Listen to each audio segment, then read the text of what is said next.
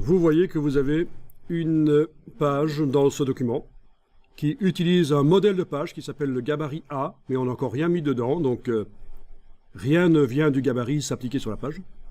Mais évidemment, c'est très intéressant si on peut mettre des blocs de numérotation automatique dans le gabarit et ça va se mettre d'office sur toutes les pages. C'est le principe à peu près. Alors ici, je vais aller dans le menu de la palette page, demander option de panneau, et vous avez deviné que je vais demander d'avoir des vignettes un peu plus grandes quand même. Donc taille des pages, vous pouvez demander même jumbo éventuellement. Qui a dit que c'était comme les moules? Non. Voilà, et vous avez des grandes vignettes, ce qui peut être intéressant pour avoir une vue d'ensemble de son document dans la palette page. De cette manière-là. Je ne vais pas aller plus loin dans les réglages de la palette page pour l'instant, parce qu'il y a d'autres choses à faire, mais là je ne vais pas plus loin. Par contre, je vais ajouter une deuxième page, en cliquant sur le bloc de feuilles par exemple. Voilà. Et on travaille sur la page 2. La page sur laquelle on travaille, c'est indiqué là en bas à gauche du document. Il est indiqué le numéro de la page.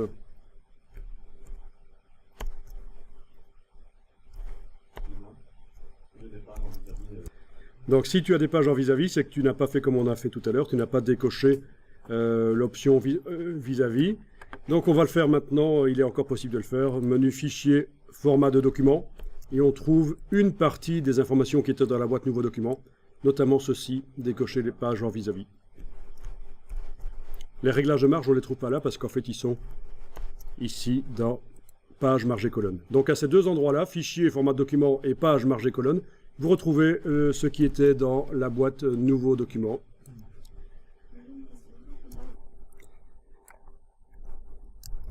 Donc voilà, tout ce qui était dans la boîte nouveau document se retrouve dans fichier, format de document et dans page, marge et colonne.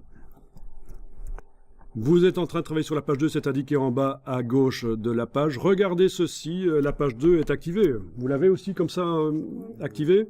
Faites un peu défiler la roulette de la souris.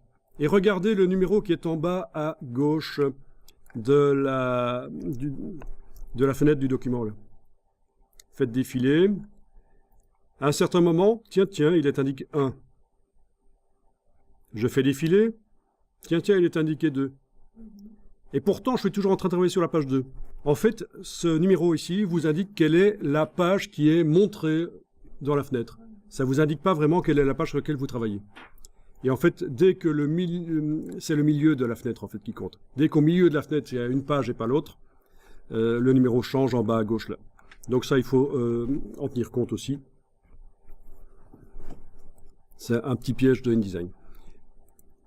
Bien, alors là, on va créer un bloc qui va être sur toute la zone des marges, pourquoi pas. Vous allez prendre quel bloc justement? Alors vous avez des blocs avec des diagonales ici, qui par convention chez les imprimeurs indiquent des blocs qui contiennent des images. Mais vous pouvez très bien prendre un bloc graphique comme ça et mettre une image dedans, ça marchera. Pourquoi est-ce qu'il y a les deux? Ça peut être intéressant quand on fait des maquettes, des projets de magazines, en fait, et ça vous indique directement, tiens, là il y a un bloc vide, je sais qu'il va contenir une image parce qu'il y a des diagonales dessus. Bon, prenez l'un ou l'autre, ce sera peut-être, oui, la diagonale, allez-y avec ça. Bon, bien sûr, on a d'autres formes de blocs qui se cachent là derrière, et on peut aussi copier-coller n'importe quelle forme de Illustrator, forme fermée, et l'utiliser comme bloc dans InDesign pour faire apparaître des images à travers. Copier-coller directement de Illustrator à InDesign, surtout pas importer si c'est pour récupérer la forme de bloc de Illustrator. C'est une des rares fois où on n'importera pas quelque chose et où on fera un copier-coller.